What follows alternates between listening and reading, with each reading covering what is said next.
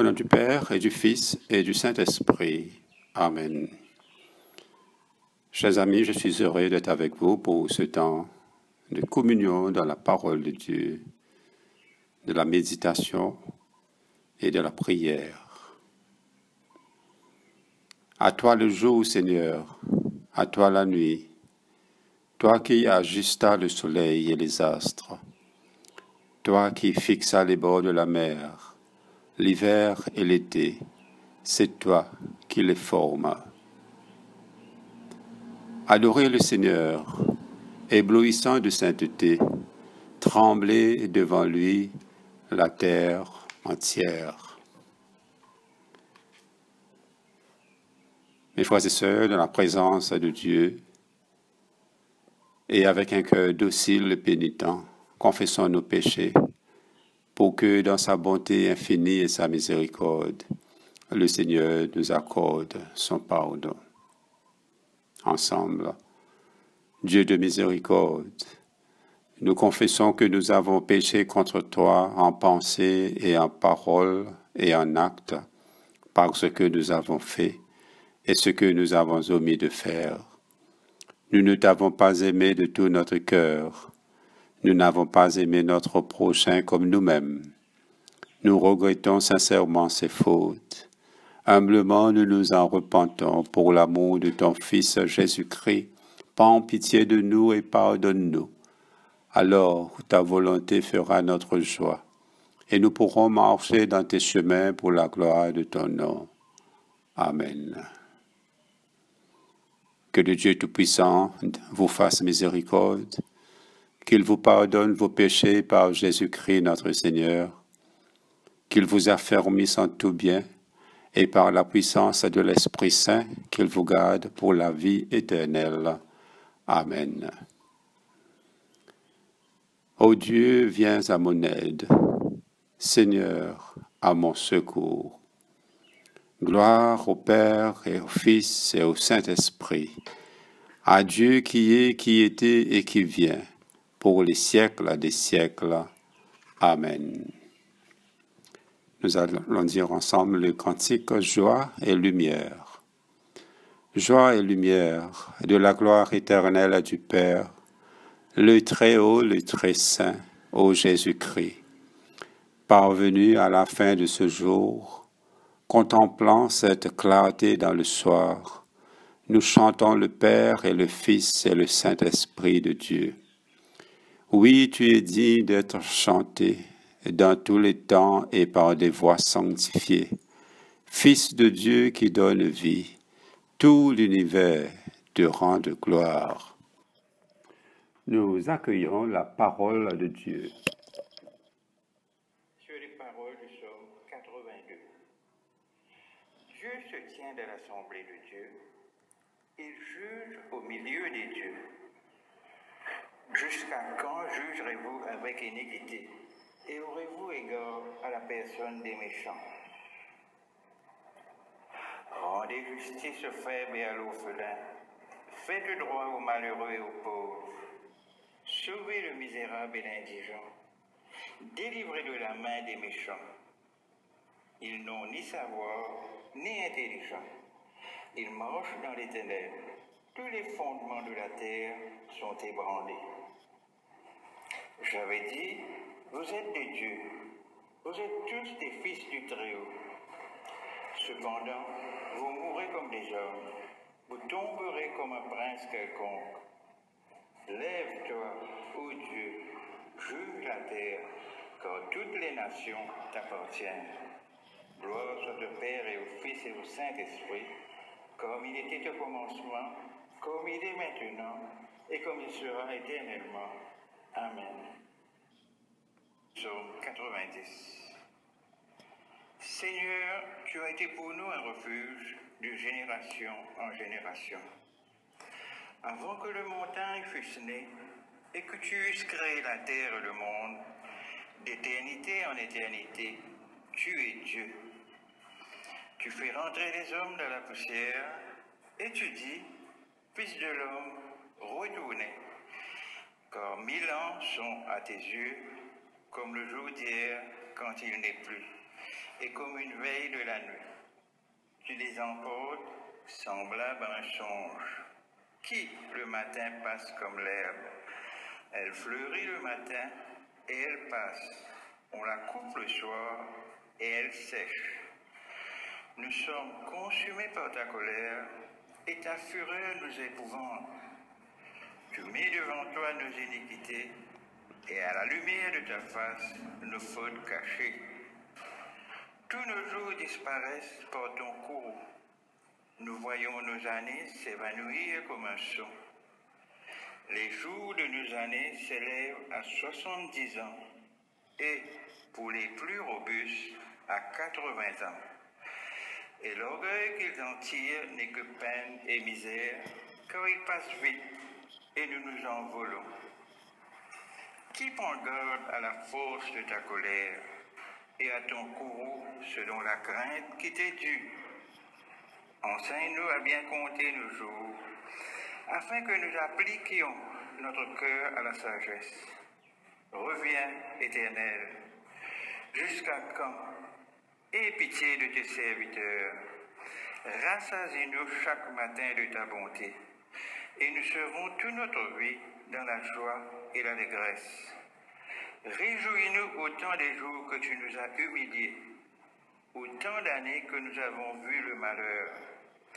Que ton œuvre se manifeste à tes serviteurs et ta gloire sur leurs enfants.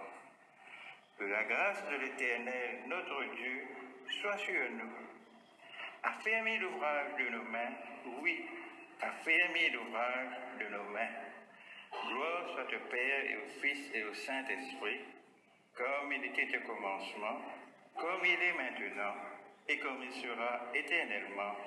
Amen. Nous allons écouter lecture de l'Ancien Testament, suivie de lecture de l'Évangile. Ésaïe, chapitre 33, versets 1 à 22. Malheur à toi qui ravage et qui n'a pas été ravagé, qui pile et qu'on n'a pas encore pilé. Quand tu auras fini de ravager, tu seras ravagé. Quand tu auras achevé de piler, on te pilera. Éternel, aie pitié de nous. Nous espérons en toi. Sois notre aide chaque matin et notre délivrance au temps de la détresse. Quand ta voix retentit, les peuples fuient. Quand tu te lèves, les nations se dispersent. On moissonne votre butin comme moissonne la sauterelle.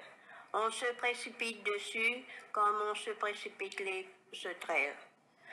L'Éternel est élevé, car il habite en haut. Il remplit Sion de droiture et de justice.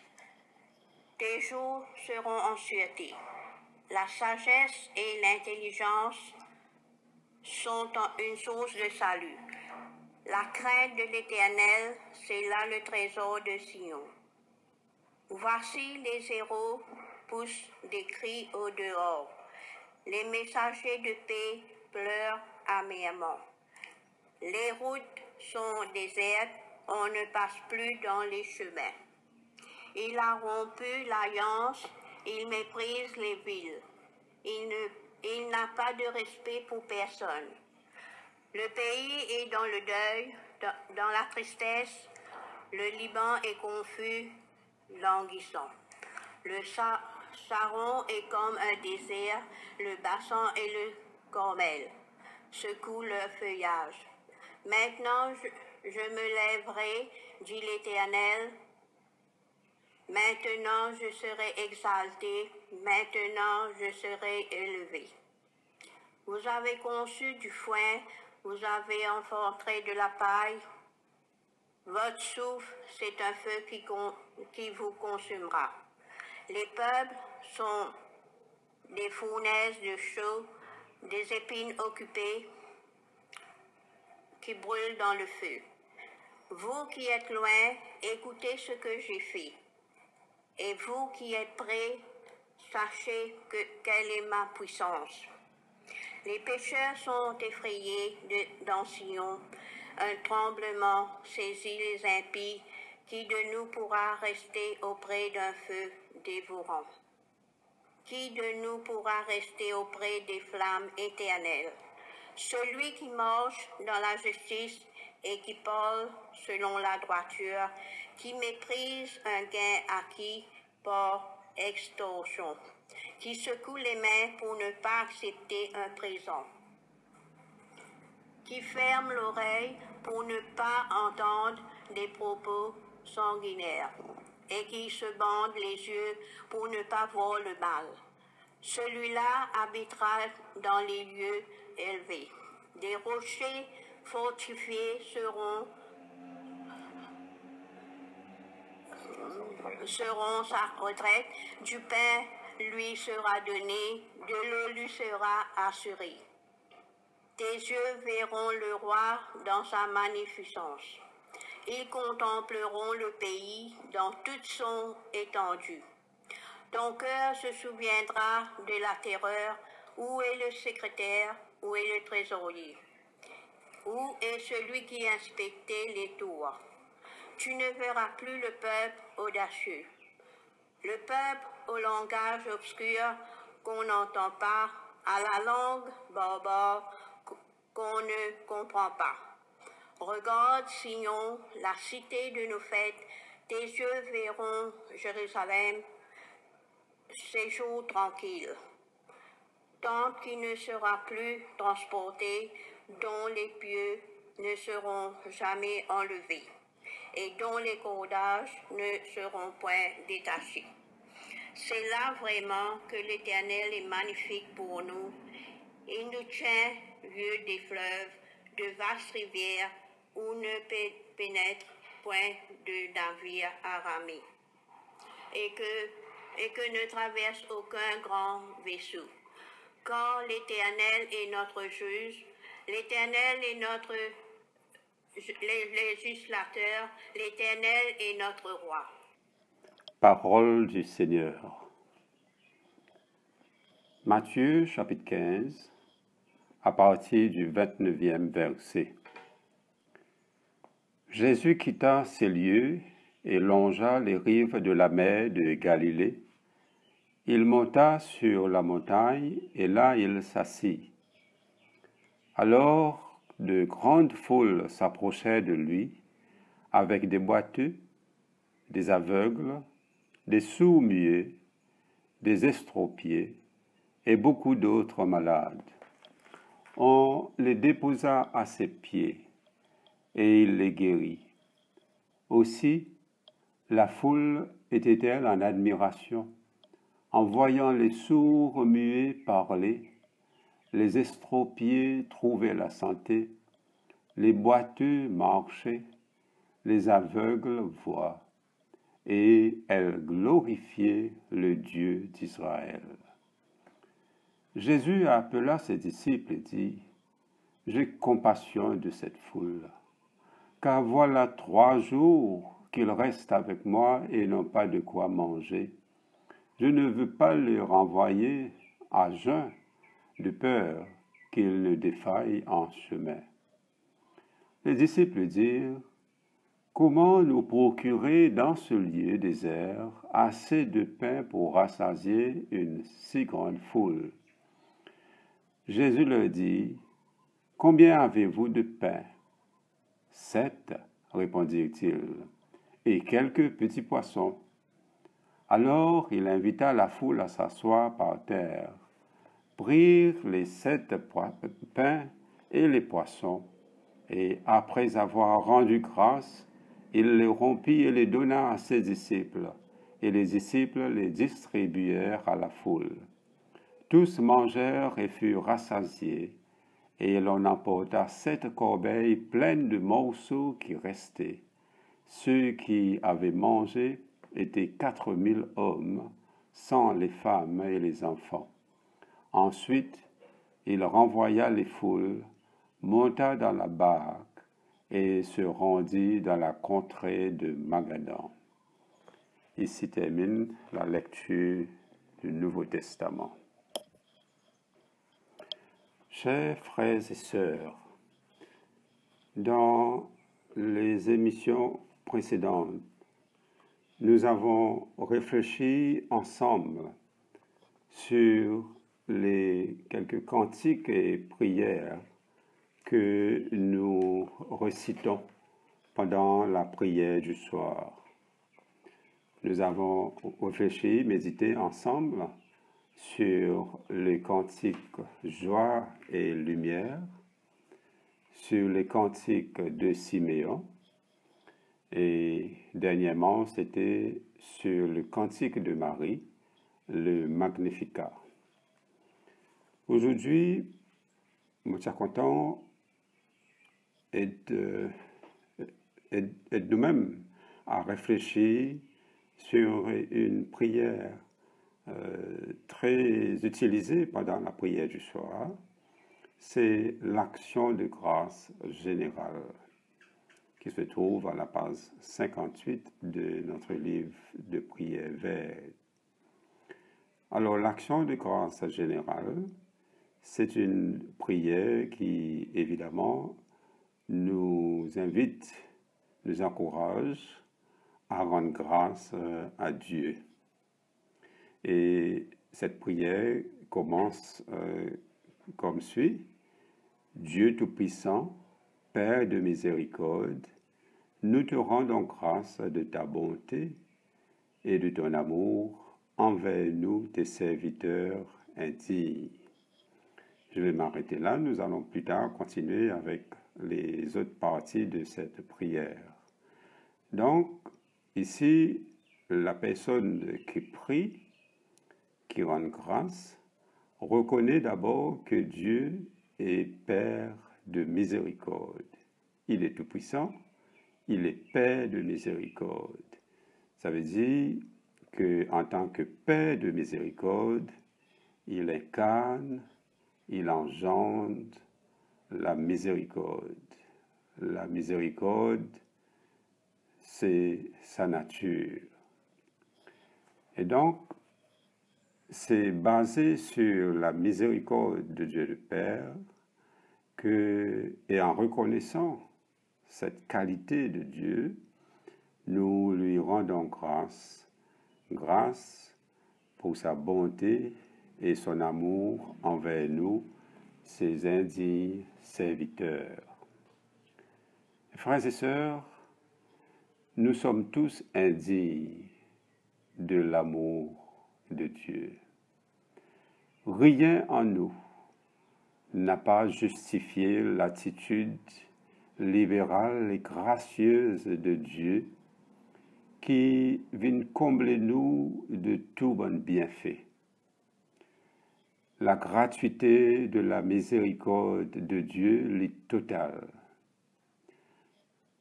La lettre de Saint Paul aux Éphésiens, chapitre 2, nous dit « C'est par grâce que vous êtes sauvés. Cela ne vient pas de vous, c'est le don de Dieu. » Dieu qui répand ses bienfaits, sa grâce, c'est son œuvre propre. Et nous, en tant que son bonne créature, notre œuvre propre, c'est de lui rendre grâce. Et nous rendre les grâces que, tout en sachant que nous n'sommes pas capables de lui rendre rien en retour, à part que notre sens de gratitude.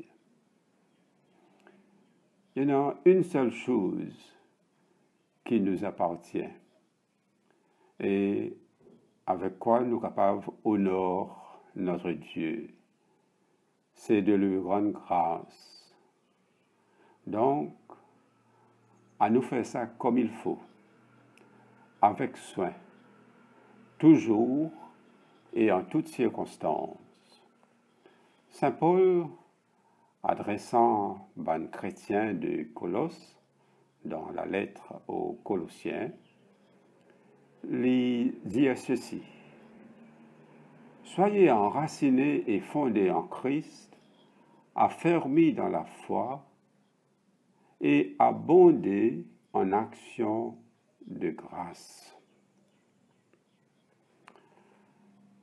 Pour retourner vers cette prière de l'action de grâce générale, nous continuons à dire: Nous te bénissons parce que tu nous as créés, tu nous protèges et tu nous combles de bienfaits de cette vie.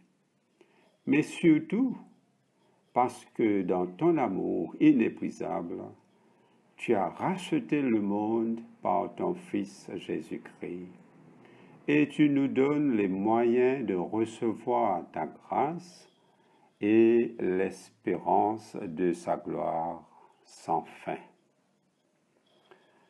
Saint Paul, dans l'épître aux Colossiens toujours, lui reprend dans chaque chapitre de cette lettre, lui reprend son exhortation à l'action de grâce, qu'il dit au premier chapitre, verset 3, « Nous rendons grâce à Dieu le Père de notre Seigneur Jésus-Christ pour votre foi et l'amour que vous avez pour tous les saints. » Ensuite, au verset 12 de ce même chapitre, il dit « Rendez grâce avec joie au Père qui vous a rendu capable d'avoir part à l'héritage. » Et troisièmement, au chapitre 3, à partir du verset 15, « Soyez reconnaissants.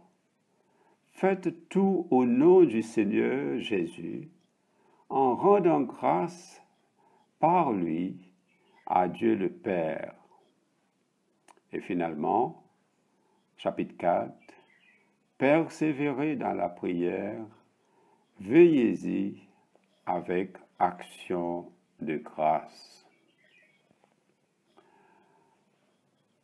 Et là, dans le verset 7 au Colossiens, chapitre 2, les services à thème abonder.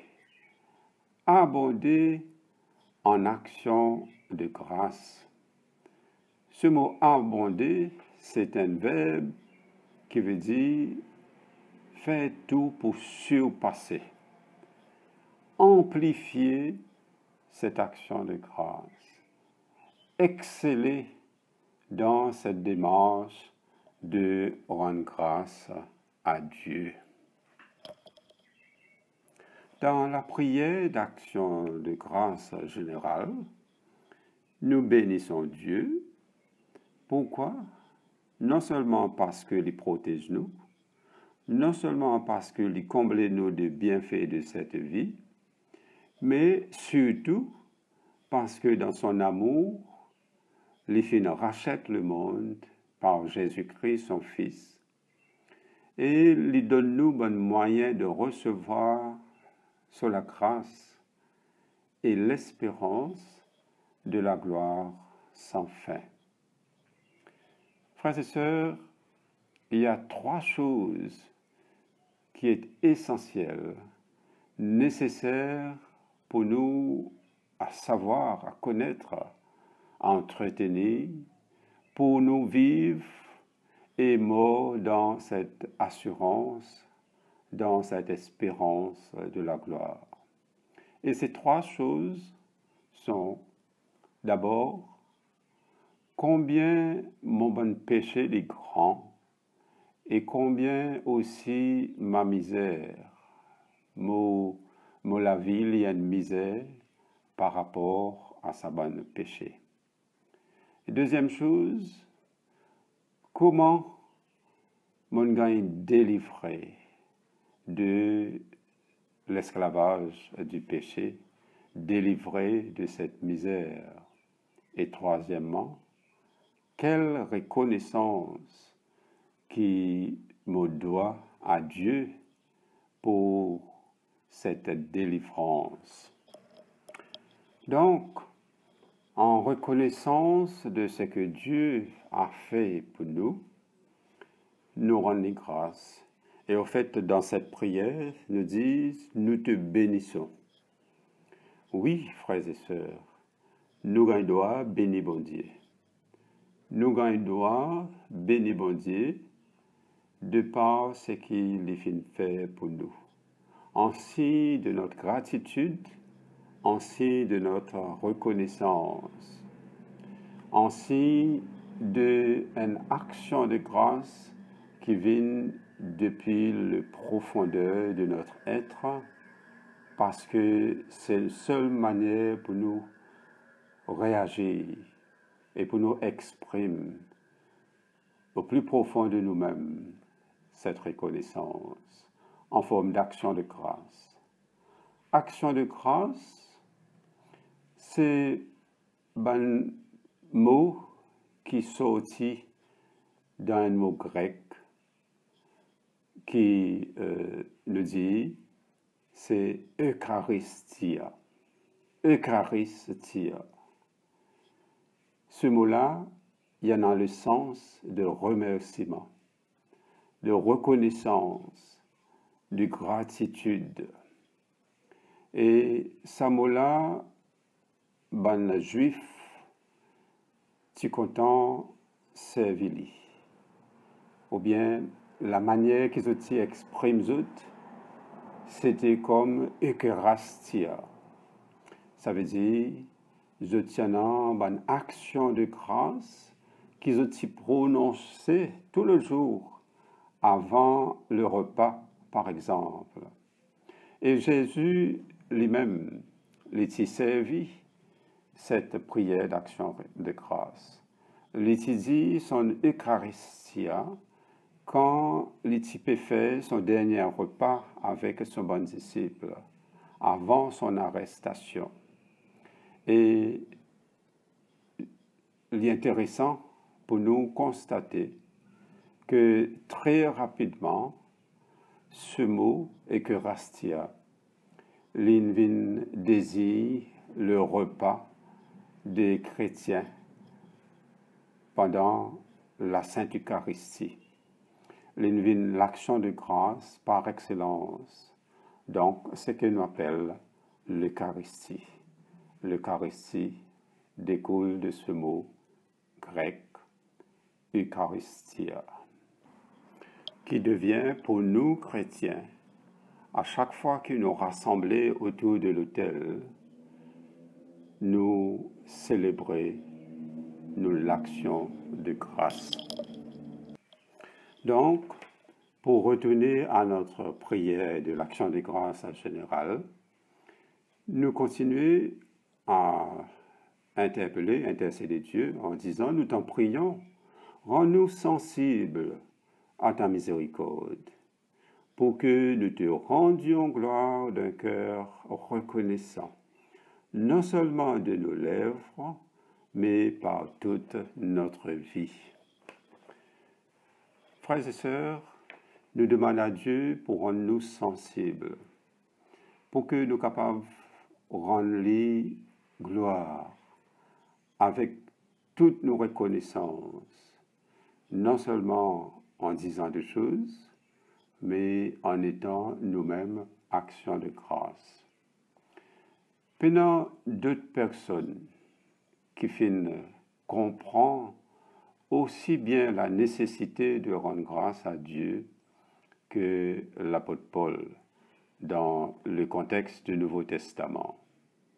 L'apôtre Paul, le prédicateur de l'action de grâce, pécheur, persécuteur, converti par la miséricorde toute puissante de Dieu, les fin recevoir le chemin de Damas un tel sens de don de Dieu et une telle âme de gratitude qui les découvert pendant son parcours chrétien, il découvert tant de merveilles, tout ça de la main et le cœur de Dieu. Et Dieu fit bénir en toutes sortes de façons. Donc, les rendre grâce à tout moment. Frères et sœurs, le croyant, celui qui croit en Dieu par son Fils Jésus-Christ, le croyant sait que chacun de nous personnellement, nous sommes l'objet de grâces particulières.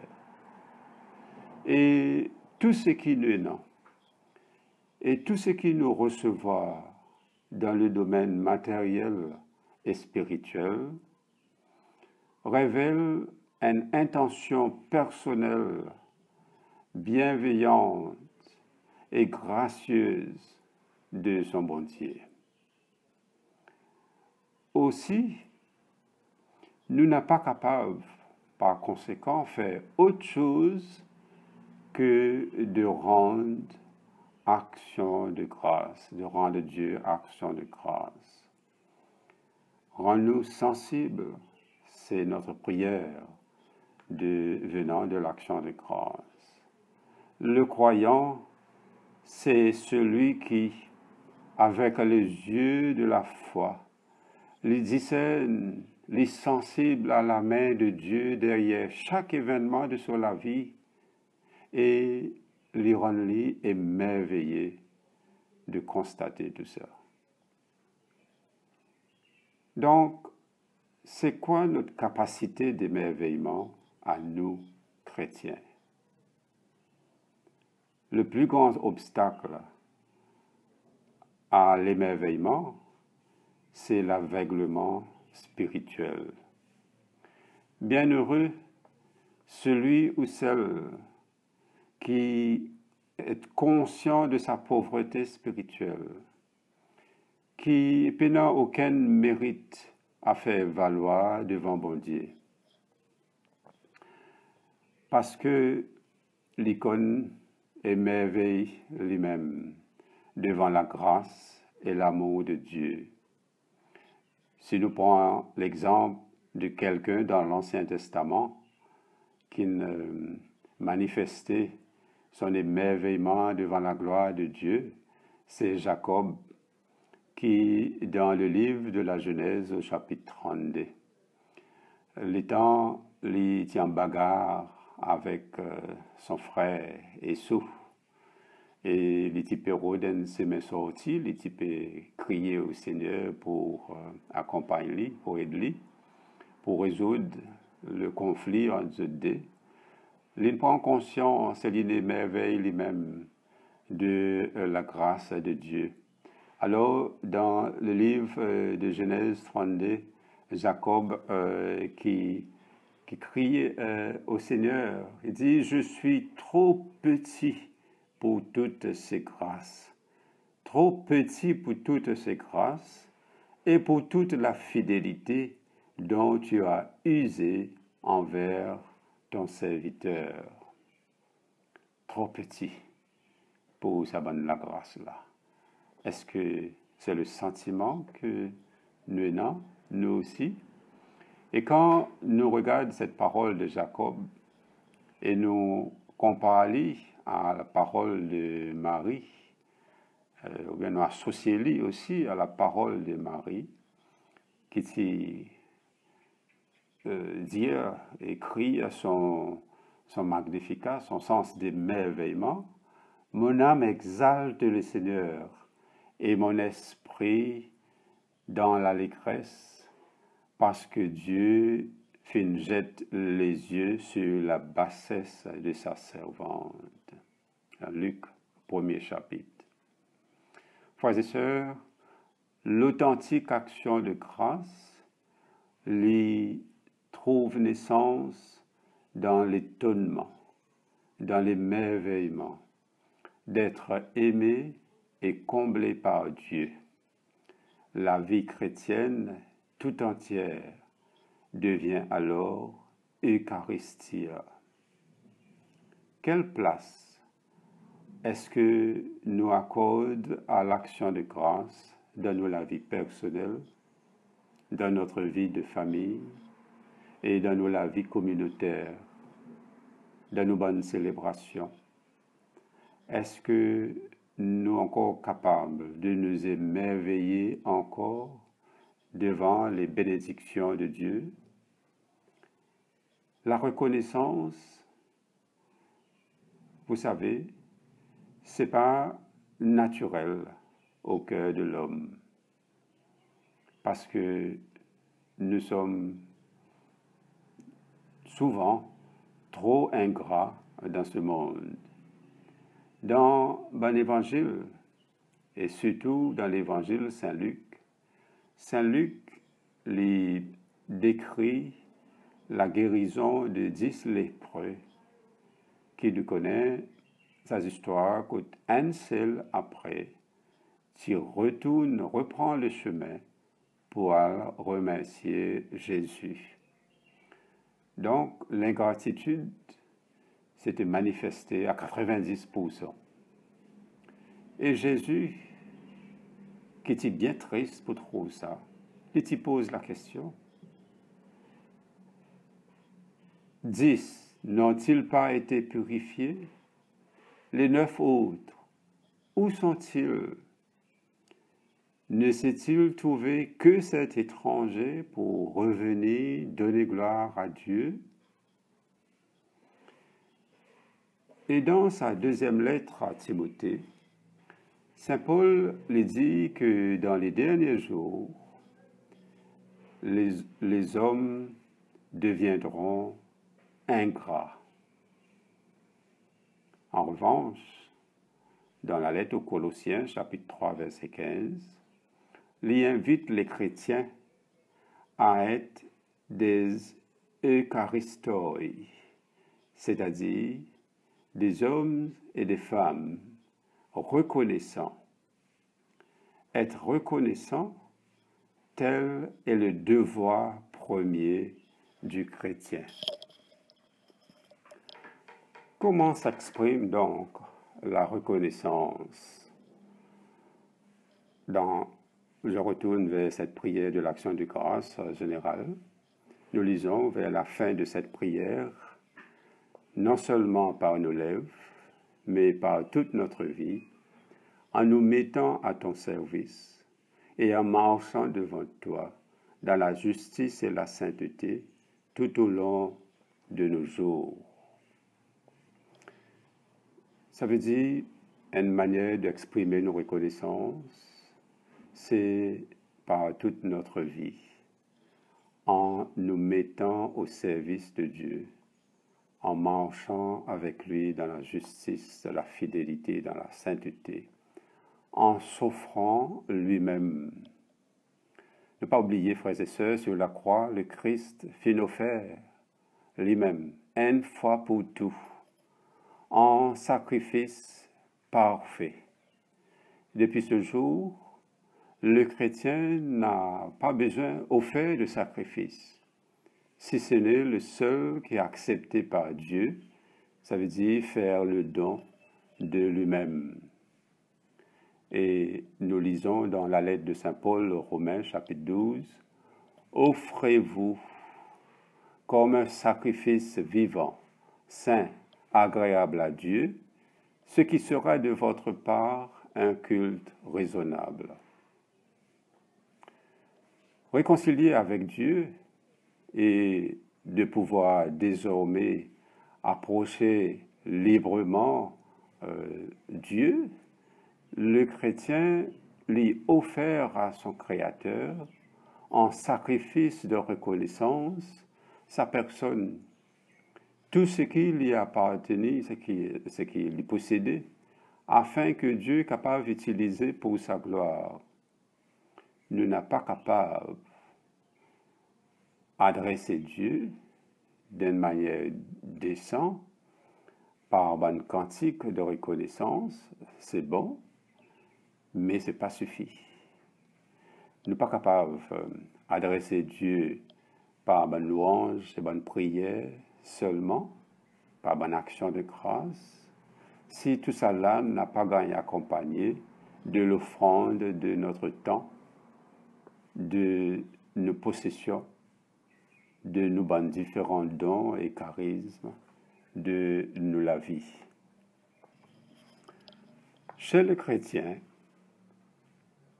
l'action de grâce est quelque chose de permanent et continu. Saint Paul, quand il adresse à un chrétien au Colosse, il pas quelqu'un qui peut profite de la vie, enfin, d'une manière que tu peux amuser. Non. Saint Paul, il tient en captivité. Il tient prisonnier à Rome quand il écrit ça lettre-là. Mais ça n'empêche lui de rendre grâce continuellement. Parce qu'il analyse toutes choses avec les yeux de la foi qui discernent la main de Dieu derrière chaque événement. Et il réjouit même d'avoir à souffrir.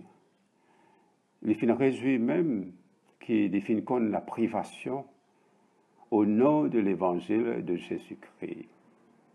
Et le Christ lui-même, avant qu'il rende lui-même au mont des Oliviers, il chante le psaume qui est utilisé comme action de grâce. Et avant qu'il ait besoin affronte cette dernière offensive de l'ennemi, il finit chanter et il finit rendre grâce à Dieu. Et donc, le psaume les rappelle-nous, en toutes circonstances, il faut rendre grâce à Dieu. C'est ce que Saint Paul aussi les confirmé quand il dit nous, rendez grâce à Dieu en toutes circonstances, car telle est notre égard la volonté de Dieu en Christ. Frères et sœurs, si l'action de grâce, c'est un acte de reconnaissance de chaque individu vis-à-vis son Dieu, l'action de grâce est aussi communautaire. Nous finissons trouver que le sacrifice d'action de grâce, c'est signe de communion et aussi occasion de joie pour la personne qui peut vivre cette action de grâce, qui peut reconnaître lui et qui peut offrir à Dieu, mais aussi pour son entourage. La reconnaissance qui remplit le cœur du fidèle, les pousse à partager ce bon sentiment avec les autres, ce bon frères et sœurs dans la foi. Et nous trouvons ça dans la parole de Dieu qui dit « Je te célébrerai dans la grande assemblée. Je te louerai au milieu du peuple. » Le psaume 35, verset 18. À nous reconnaître qu'il n'est pas toujours facile de faire l'action de grâce dans nos bons rassemblements. Nous encore en place pour améliorer dans ce domaine-là. En nous prenant le temps pour observer la dimension publique et communautaire de nos différentes liturgies de l'Église. La liturgie pour la célébration eucharistique, par exemple, c'est une liturgie communautaire. On nous remarqué qu'il y en a beaucoup de place dans la prière commune, que nous n'est plus servi Dieu, mais que nous avons remplacé plutôt par nous. Par exemple, dans la confession, dans le credo, le Notre Père, la prière de l'offrande, etc. Cette prière d'action de grâce générale aussi, nous commençons par disant « Nous te rendons grâce et nous trouvons-nous partout ton amour, ta bonté envers nous. Nous te bénissons car tu nous protèges, tu nous donnes le moyen, nous t'en prions, etc.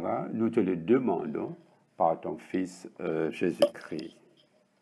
Pour conclure, frères et sœurs, Dieu étant notre premier, notre tout, notre principal et le perpétuel bienfaiteur, parce qu'il est le principe de tout ce qui nous était et de tout ce qui nous est non.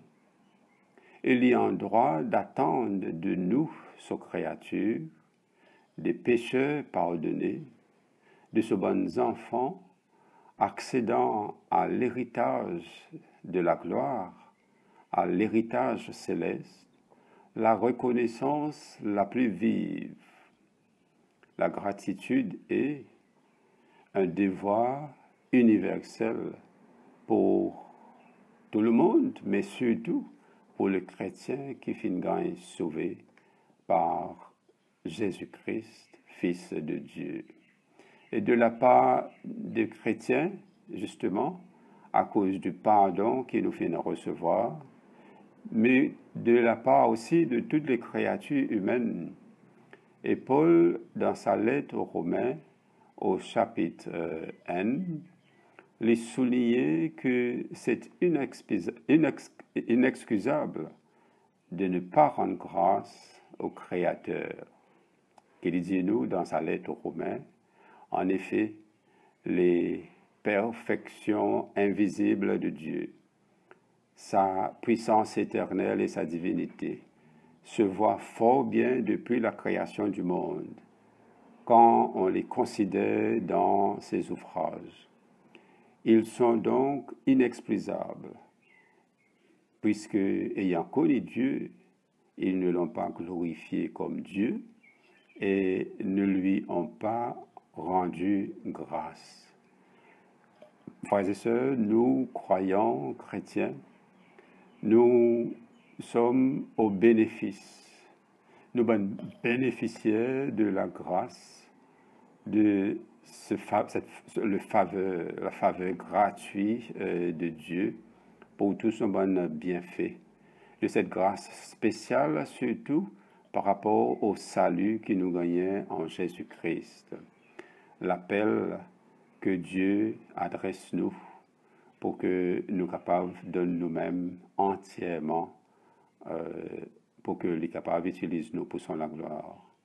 Combien plus donc nous besoin nous aussi comprendre l'importance de ce devoir qui nous incombe. Ça veut dire rendre grâce à Dieu, notre Père. C'est cela notre vie eucharistique. Au nom du Père et du Fils et du Saint-Esprit. Amen. Nous allons dire ensemble le cantique de Siméon.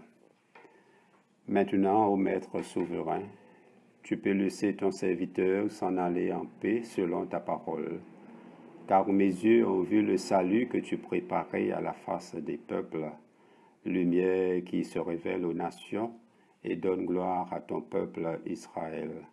Gloire au Père et au Fils et au Saint-Esprit, pour les siècles des siècles. Amen. Le Seigneur soit avec vous. Prions le Seigneur. Notre Père qui es aux cieux, que ton nom soit sanctifié, que ton règne vienne, que ta volonté soit faite sur la terre comme au ciel. Donne-nous aujourd'hui notre pain de ce jour. Pardonne-nous nos offenses, comme nous pardonnons aussi à ceux qui nous ont offensés. Et ne nous soumets pas à la tentation, mais délivre-nous du mal. Car c'est à toi qu'appartiennent le règne, la puissance et la gloire, pour les siècles des siècles. Amen. Prions le Seigneur. À présent que cette journée s'achève, nous t'implorons, Dieu notre Créateur, avec ta miséricorde paternelle, garde-nous dans la lumière de ton amour. Dans l'éclat du matin qui va apparaître, accorde-nous la santé dans cette vie. Renouvelle notre énergie. Illumine par ta clarté la terrible solitude de la nuit. en cette saison de l'Avent, en veillant dans la foi et en préparant le retour de Jésus,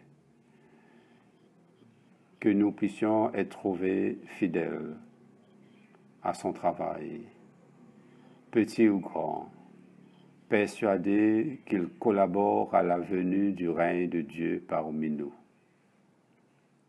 Prions pour que l'espérance qui habite dans tous les cœurs puisse être réelle au cœur de la vie de chaque personne, afin que se créent entre tous des solidarités nouvelles. Pour notre monde, où le malheur et l'injustice ont trop souvent fait croître le désespoir, afin que les hommes sachent s'unir pour faire grandir des valeurs de paix et de justice. Pour nos familles respectives et notre communauté chrétienne, pour que chacun de nous puisse être acteur de la vie de notre communauté, de notre Église, et apprenions à demander au Seigneur ce qu'il veut faire avec nous. Ô Père, entends-nous par Jésus notre Seigneur, qui règne pour toujours dans ta gloire, avec toi et l'Esprit de l'amour. Amen. Prions encore le Seigneur. Collecte pour deuxième dimanche de l'Avent. Dieu de miséricorde, tu as envoyé tes messagers, les prophètes, prêcher le repentir et préparer le chemin du salut. Accorde-nous la grâce d'accueillir leurs appels en renonçant au péché, et nous pourrons saluer avec joie l'avènement de Jésus-Christ, notre Rédempteur, lui qui vit et règne avec toi et le Saint-Esprit, un seul Dieu, maintenant et toujours. Amen. Prions et demandons d'être protégés. Ô Dieu, tu es la vie de tous les vivants, la lumière des croyants, la force de ceux qui peinent et le repos des défunts. Nous te rendons grâce pour le bienfait de ce jour qui s'achève et nous implorons ta protection pour la nuit qui vient. Conduis-nous en sûreté jusqu'aux heures du matin. Nous te le demandons par celui qui est mort et ressuscité pour nous, ton Fils, Jésus-Christ, notre Seigneur. Amen. Nous allons terminer avec la prière de Saint Jean Chrysostome.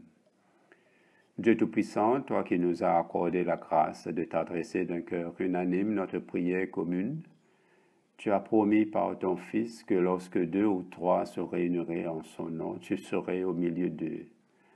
Comble maintenant, Seigneur, nos désirs et nos vœux, selon ce qui nous est utile, et donne-nous en cette vie la connaissance de ta vérité, et dans le monde à venir la vie éternelle.